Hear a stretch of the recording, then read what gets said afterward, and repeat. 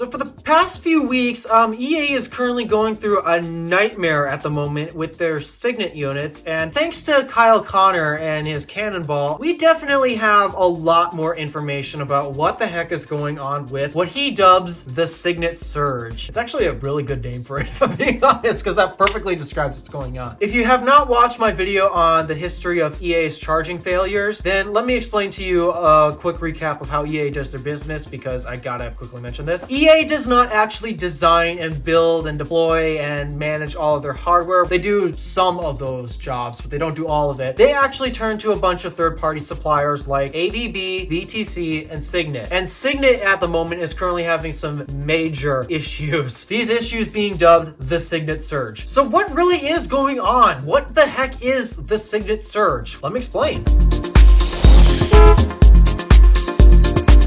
So to sum up what the Signet Surge is, it's a software update that Signet has provided to their charging hardware, well, actually, in theory, to fix a completely different issue. In my previous video, I may have mentioned that early Signets have actually started blowing up, and I'm talking about like their first-gen Signets, and evidently it wasn't just their first-gen Signets, because from the looks of it, their second-gen Signets also have this update, so that must mean the second-generation Signet units are also suffering this issue. What's the issue?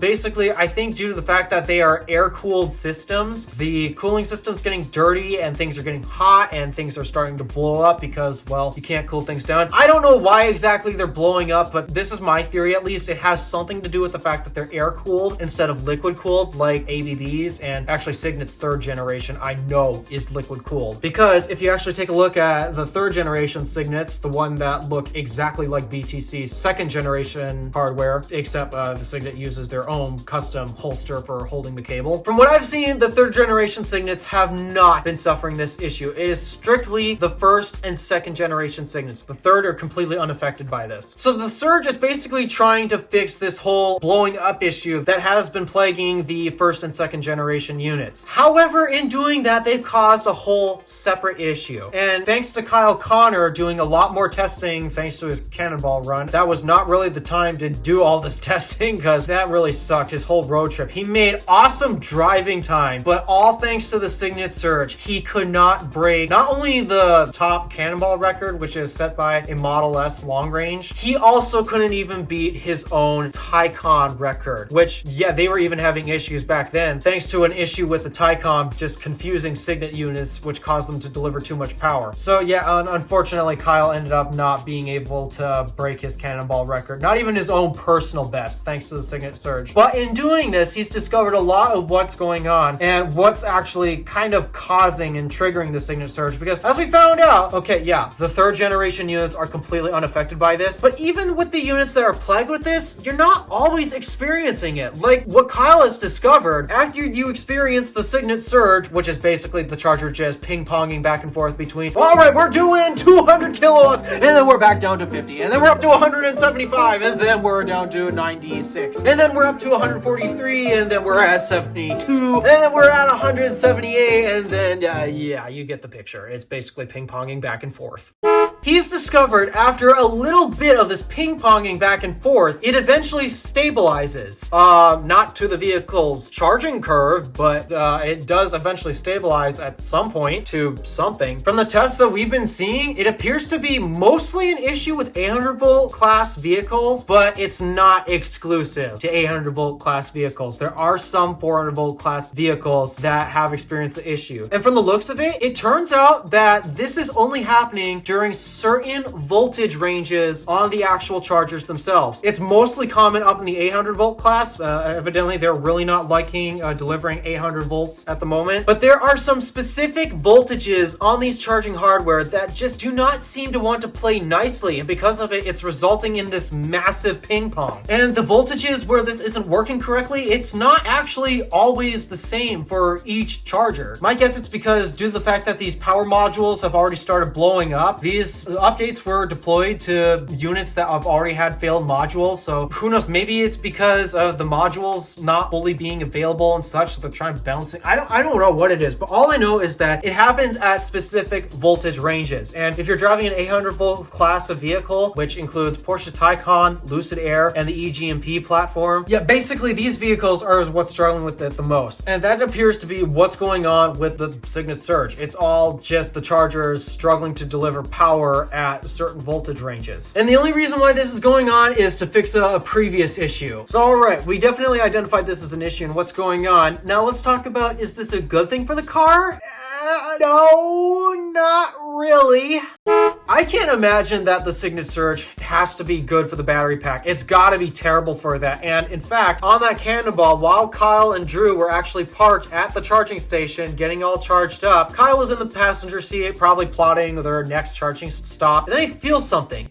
Da-dunk, da-dunk, da-dunk. And this was all going on while the charger was Signet surging. And it took him a while to figure out what was going on, but eventually they pinned what was going on. It was the motors getting energized. And was it Lucid's software doing something? Maybe. But something tells me during those spikes where we're expecting a low amount of power, but then we also get a high amount of power, my guess what was going on was it was getting a high amount of power faster than what the computer was telling it was going to receive. And as a result, it got a lot of power all at once, and the car didn't know how to handle it, and it wanted to disperse it as quick as possible. So to disperse it, it sent it directly to the motors, which, oh, that can't be good. If you actually watch the clip where they're in the process of trying to figure out what the heck was going on as they were feeling this thunk, they claimed that they couldn't get it on camera, but Kyle, you did. In fact, do not doubt my ears. I actually heard the thunk, the thunk, the thunk, the thunk.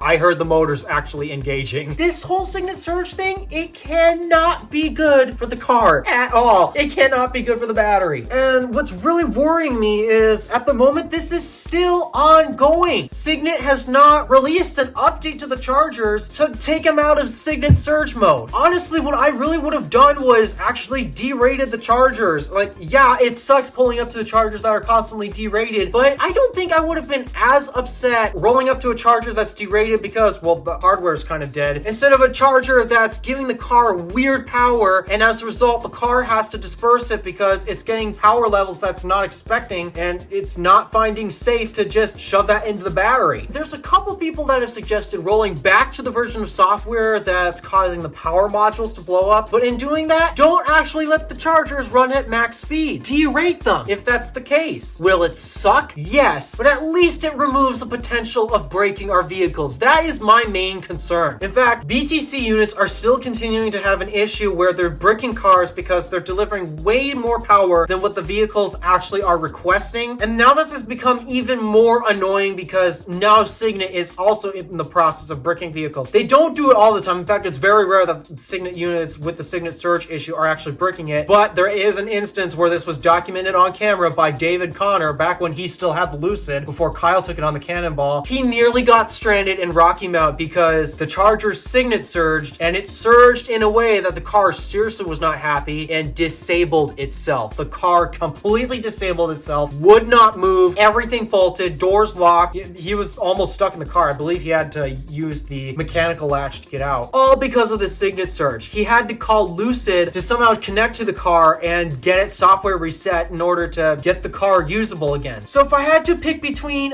damaging other people's cars that they spent a lot of money on versus damaging your own hardware that you spent a lot of money on, yeah, you spent a lot of money on that hardware. I get it, but I personally would not want to have to suffer massive lawsuits because you are actually damaging other people's vehicles. And who knows, if you keep this up this way, I mean, EA really has loved sending you contracts because you've survived 3 generations when BTC was lucky to get a 2nd gen and ABB has only had their 1st gen units. If you keep this up, you might potentially be losing favor with EA because, I mean, you've been having issues for years, just like the rest, but now this issue is actually damaging vehicles. So yeah, this is what's going on with the Signet Surge. It's not good. It's just really more the reason to not use CCS because, again, this is the network that you guys are forced to rely on, and do you really want to rely on this type of network? I don't! That's why I'm buying a Tesla, not a CCS vehicle. Alright, that's enough of that. Thank you for watching. Do me a favor and interact with the stuff below. My name is DeWolf, Random Alpha, signing out.